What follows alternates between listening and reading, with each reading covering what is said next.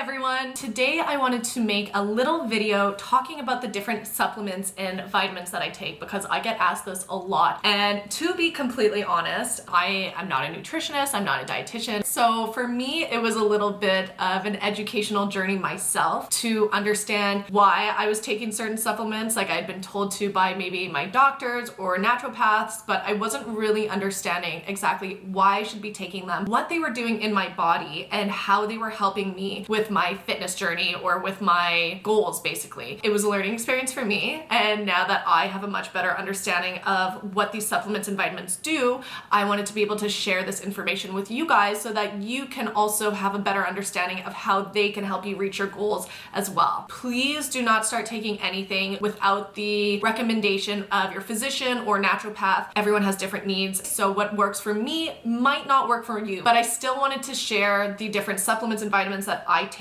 on a daily basis and why I take them so that you can be more educated on what these things do and if they might be a good fit for you. So the first one that I want to talk about are probiotics. So there are so many different types of probiotics. There's so many different brands. I didn't start taking these until a little while ago because personally I never really needed it. I didn't struggle with bloating. I didn't struggle with any digestive issues.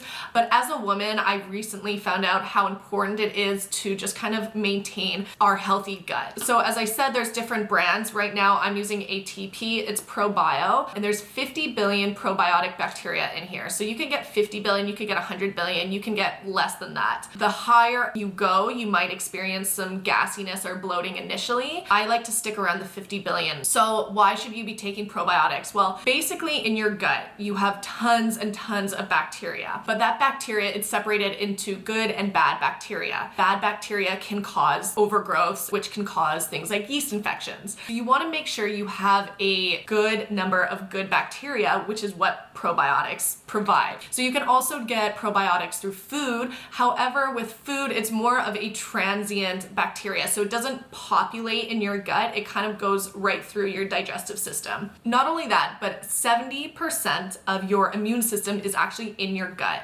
So that's where a lot of serotonin is created, which is kind of like the happiness hormone. So if you are somebody who kind of struggles with a lot of anxiety, maybe depression, or just like a negative mood, it could be because what's happening in your gut isn't quite right. So you might not be producing that serotonin, which is why taking a probiotic can be really helpful for that. It's also really good to take a probiotic if you are on antibiotics, because antibiotics will go into your gut and kill both the good and the bad bacteria. It doesn't really associate good or bad, it just kills everything. So by taking a probiotic, you can continue to replenish that good bacteria. It's also really good if you have tummy issues, like I mentioned, bloating or gassiness, as well if you struggle with anxiety or anything kind of related to a negative mood. If you're taking a probiotic, you should also be taking prebiotics. So prebiotics are basically the food that the good bacteria feeds off of inside your gut. You can get them in things like asparagus or leeks or onion or garlic.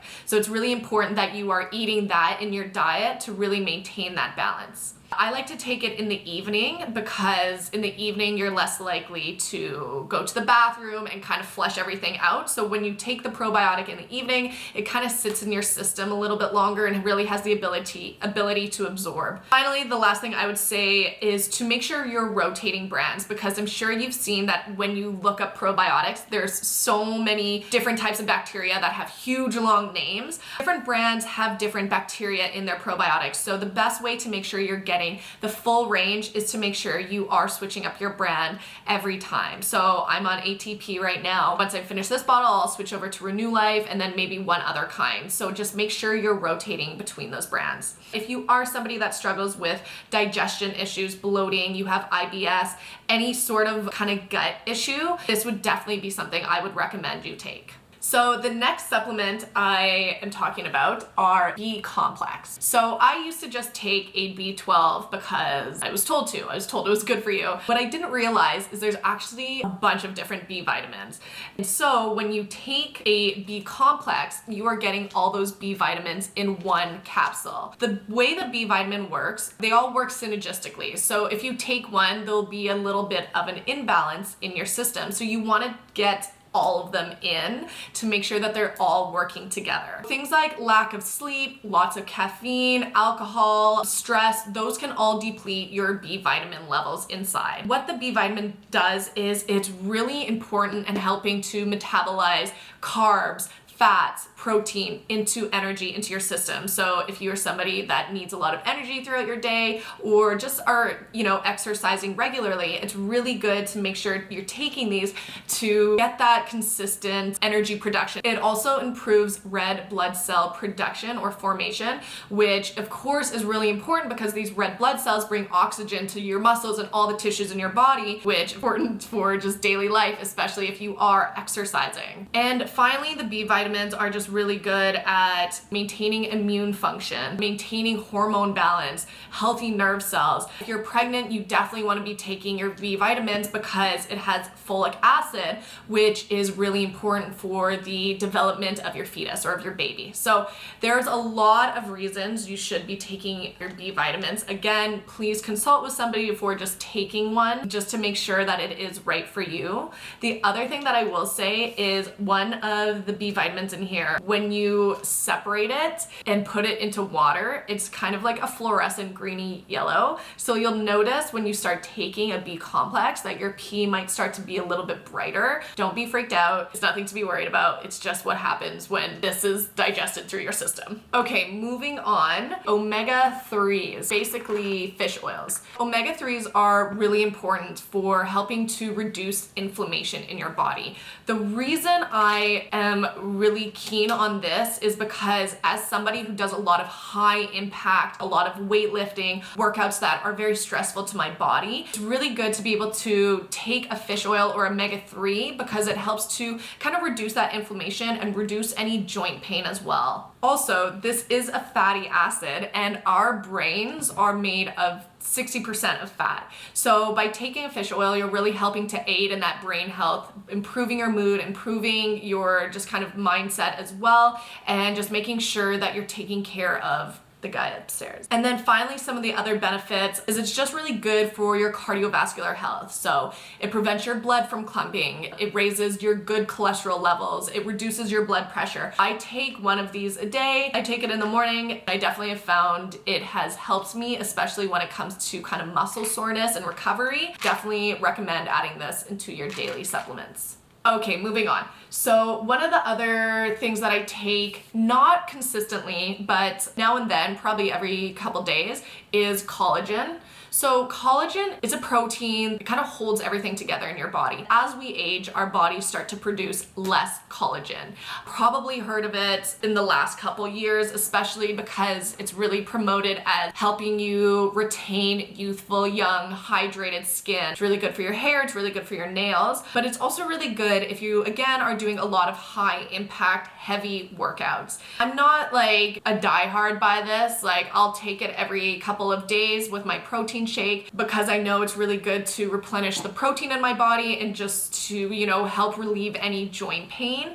Based on the studies that I looked into and the research that I did, taking collagen doesn't necessarily mean that when you take this, the proteins will bind together in the exact same way that collagen is produced in your body. However, if I have it, I'm gonna take it. It's just not something that I'm like, you must get, it must be a part of your routine. If you have it and you take it and you find that it has improved your physical performance at the gym, by all means keep taking it. But based on just like the research that I did, there's not like a ton of evidence collagen supplements are actually coming together as collagen in your body.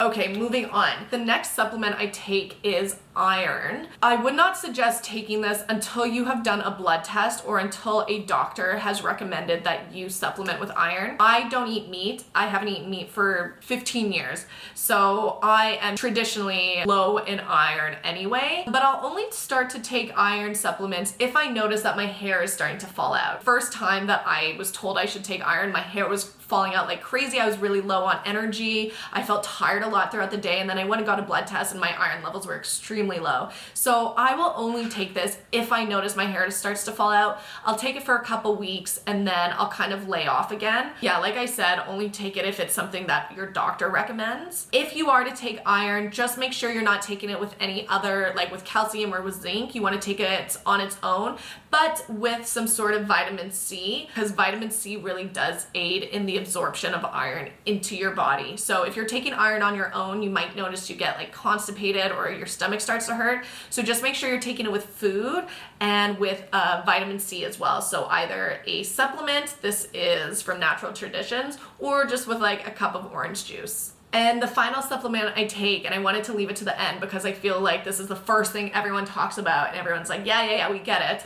But of course, is whey isolate protein. So I use ATP Labs whey isolate. I vary between chocolate and vanilla. Basically, you want to be taking an isolate versus a whey concentrate because the isolate is processed a little bit more so that per scoop, there is more protein. Concentrate can have like, 30 to 80% protein, and then the rest is carbs and fat. Whereas the isolate, which is processed a little bit more expensive, is anywhere between 90 to like 95, 96% protein. It's just a bit of a better quality protein to be taking. I always get this question, should you take protein powder right after you work out? I personally do not. I've never really rushed to take protein after a workout, and personally have never seen any issues when it came to my workouts or came to my results or progress. What I use protein powder for is a supplement. So as I mentioned earlier, I don't eat meat, so I'm probably a little bit low on protein.